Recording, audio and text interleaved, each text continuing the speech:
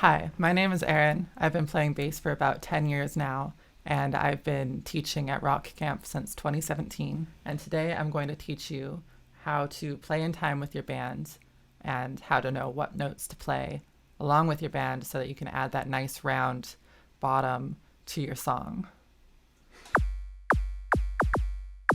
The fundamental nature of the bass is that it marries the rhythmic element of the drums with the melodic element of the guitar, the vocals, what have you.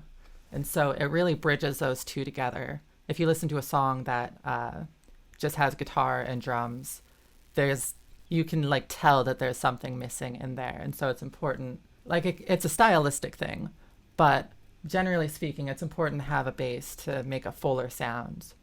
And it's important that the bass is as rhythmic as it is harmonic. So I think a good place to start is with timing. Because you can play the wrong note and make it work, but if you're not playing with the right timing, it's just not going to sound right. A good way to practice your timing and to develop an internal clock is to practice with a metronome. You might have a physical one that you can use, or if you want, you can just download one on your phone.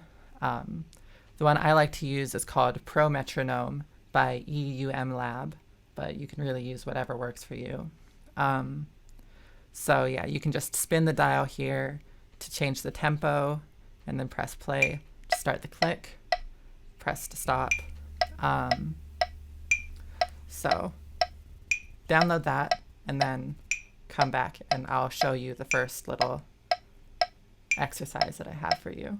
Now that you have it downloaded, set it to 120 BPM. It might already be at that point. It's a pretty default tempo. So set it to 100 BPM, press play, and just start feeling the rhythm. 2, 3, 4, 1, 2, 3, 4. And then we're going to start clapping once for every click.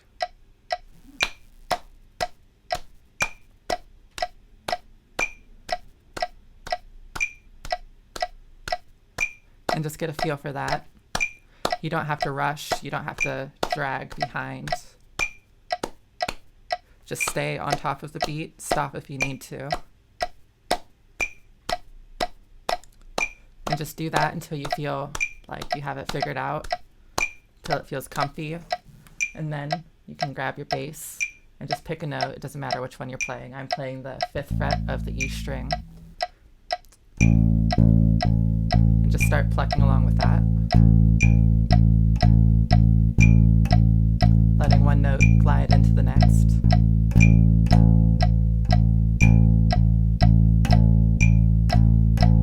Then maybe throw in another note.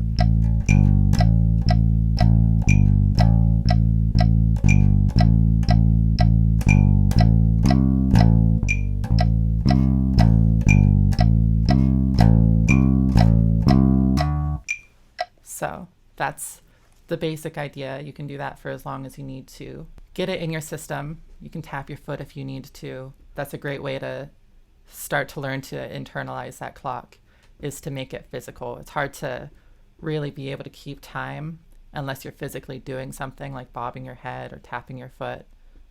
And then you can start to get into the flow of it. It feels a lot more natural. And it's also a bit more fun. You know, if you're up on stage and you're dancing around, it looks cool, but you're also keeping time, which is helpful. So yeah, that's my first tip.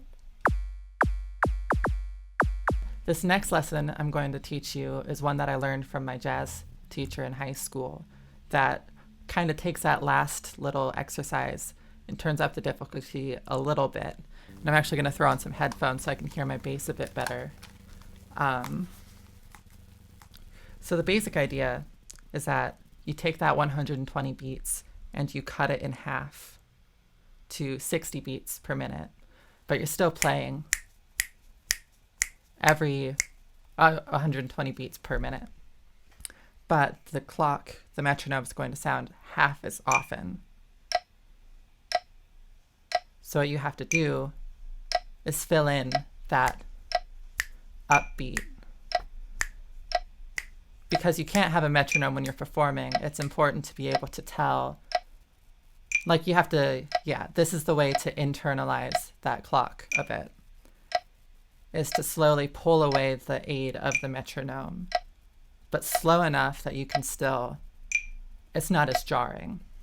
So you can start by clapping, or you can just go straight to the bass. I think that's fine too. You already know how to play a note.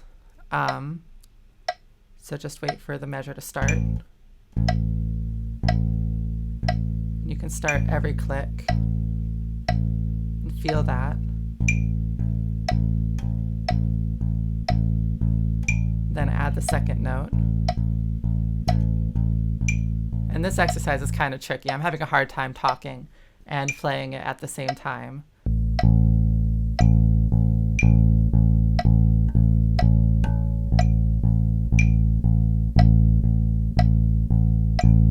Just take your time, go easy on yourself. You don't have to be perfect at this. It's a tool more than it is something vital. So even if you don't get it perfect, I think you're still benefiting from it. Just give it some time, focus on it. Don't focus on it too hard, and I think you'll be all right. But like I said, if you're feeling like you're starting to speed up, like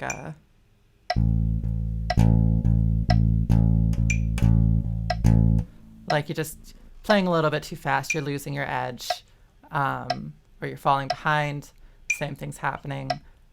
Just stop and reassess, feel the beat, and then start again and see where you're at. So when you're playing with your band, you're obviously not going to be using a metronome, and your drummer isn't going to sound like a metronome.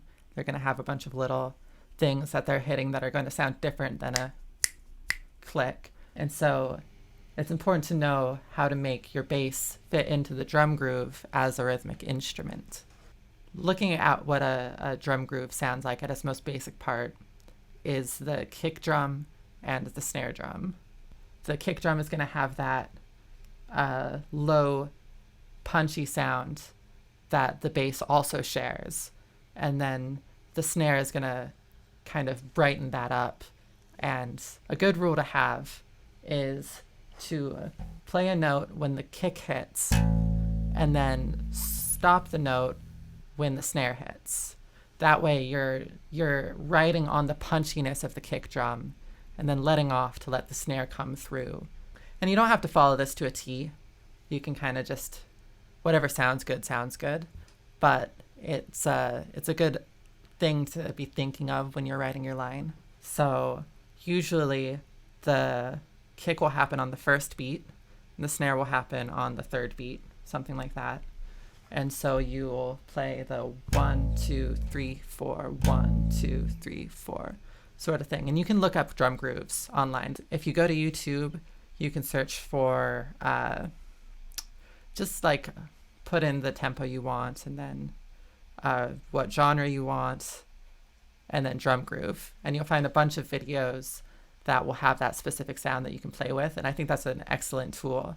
I have one video that I can link to that I think is a good starting point, just for a really simple sound that really helps. The kick and the snare are very forward in the track, and so it's easy to follow along with. So I'm going to press play on this video that I have here and listen for when the kick happens and listen for when the snare happens, and then start to build a groove around that. And I'm just going to use a couple notes.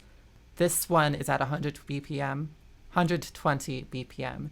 And if that's feeling a little quick for you, you can always search for one that's slower tempo, like 100 or 90 BPM. So I'm going to press play. Listen to the count in.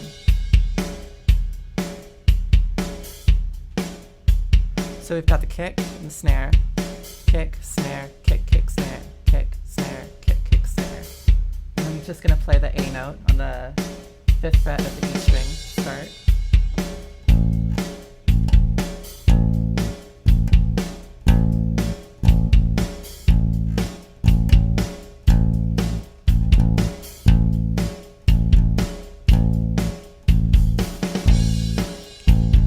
So that already sounds pretty good. It's not the most elaborate bass line, but works in this situation.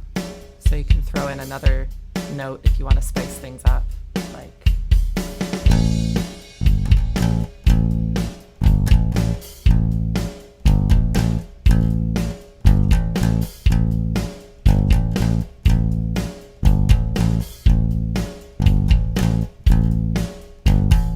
And that's just the 3rd fret of the E string that I'm playing right now.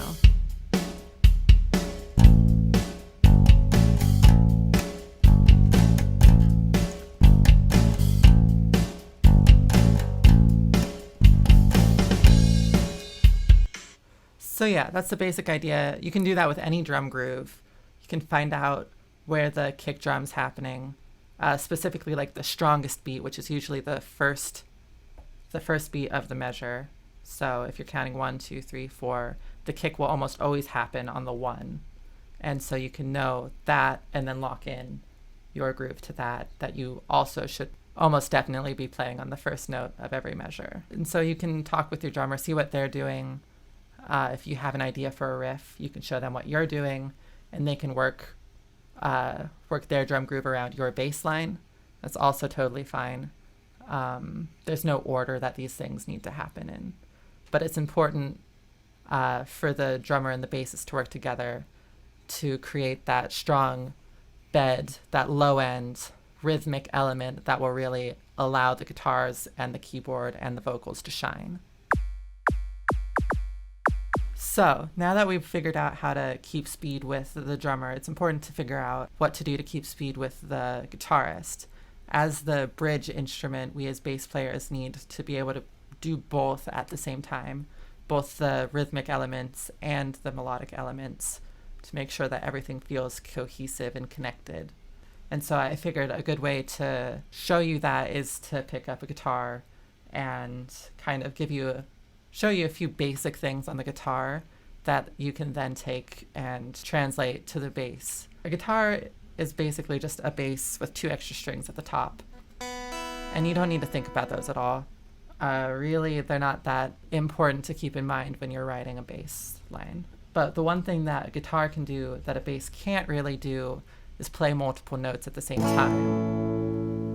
And this is called a chord when you're playing 2 or 3 or more notes at one time. Most of what a rhythm guitarist is going to be doing is playing various chords. But as the bassist, we're not going to be playing more than 1, maybe 2 in specific situations. So if the guitarist is playing this, we're probably just going to be playing this.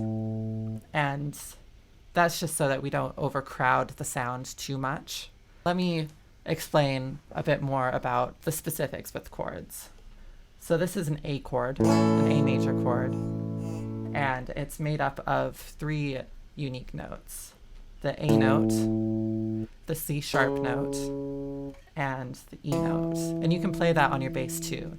If you play the 5th fret of the E string, the 4th fret of the A string, and the 7th fret of the A string, that is an A chord. And if your guitarist is playing this, you can play that beneath it, and it will sound good because you're both playing the same notes. You're just playing it in a slightly different way than they are. And the fact that you are playing different notes, you're spreading that chord out over time, that's where you add the rhythm. Your guitarist is doing this, and you're doing something like this, which is just the 5th fret of the E string and the 7th fret of the A string. That right there is just a very basic bass line. Your guitarist is probably going to change chords at some point, probably to something like this, which is a D chord. These 2 chords work well together. And you don't need to know how to play it on guitar. All you need to know is that it's the same shape as the A chord, just moved up a string. So where you were playing 5th fret E string, 4th fret A string, 7th fret A string, the D chord is just 5th fret A string, 4th fret D string, 7th fret D string. So it's just the same thing moved up a string. And so your guitarist can be having a good time doing this.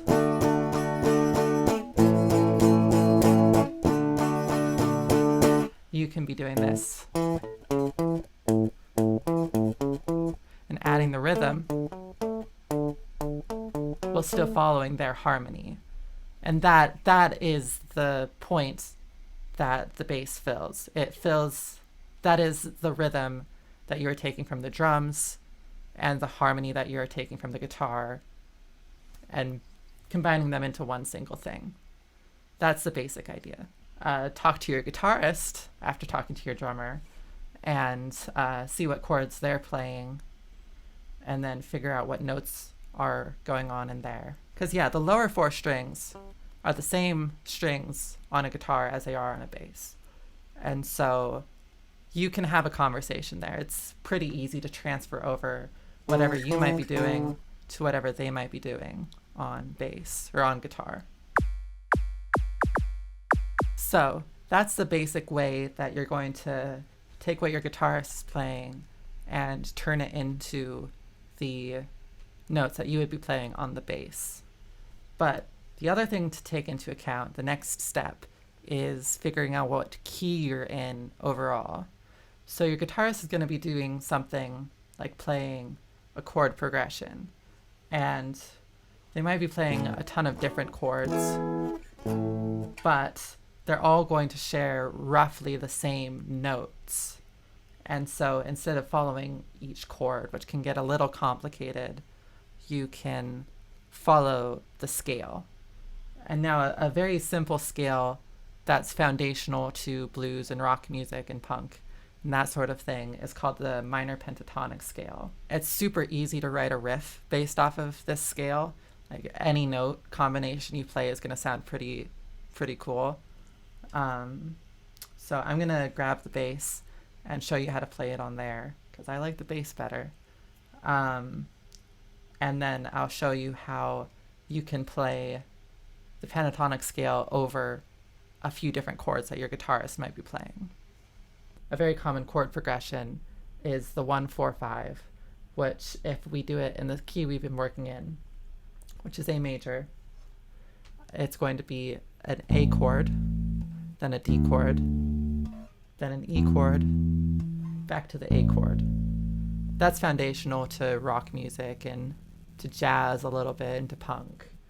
And so what you can do is you can take the A minor pentatonic scale and just play that, whatever chord your guitarist is playing in, you can play the A pentatonic scale and it will sound pretty good. So I'll show you the notes of the scale real quick. They are the 5th fret of the E string, which is the root, the A note of the key of A.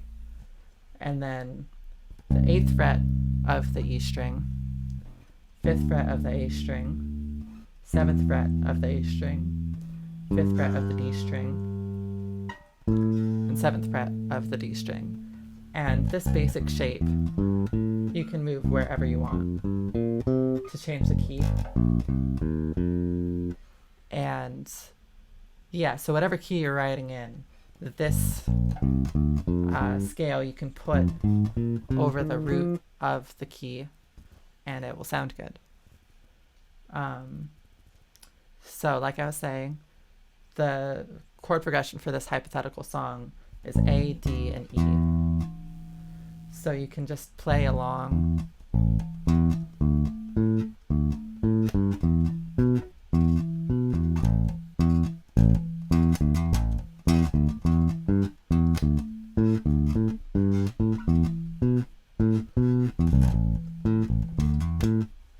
And those were all just notes out of the minor pentatonic scale, and they would have worked under any of the chords being played on guitar.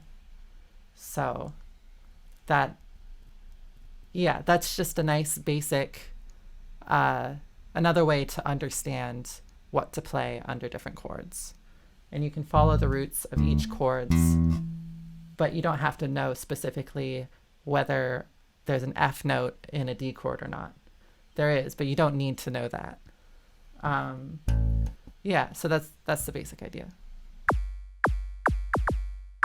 All right, so now that we've covered the basics of timing and of harmony, I think a good way to coalesce those two ideas is to take a backing track that I made and write your own bass line to that. And I also wrote my bass line to it. So I'm going to show you that version, and then I want you to write your own version of the bass line, or your own version of a bass line that will go along with this backing track.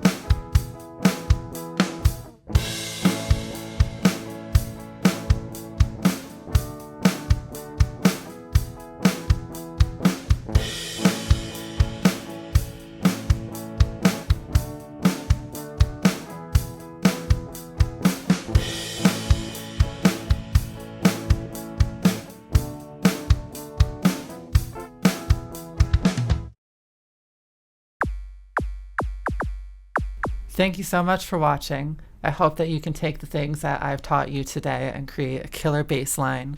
I'll be watching when the live show happens. And before that, we'll have a live stream on February 19th from 6 to 7, where I'll be able to answer any questions you have and go over some more of this stuff if you still have questions. I'm looking forward to seeing you then. And yeah, thanks so much.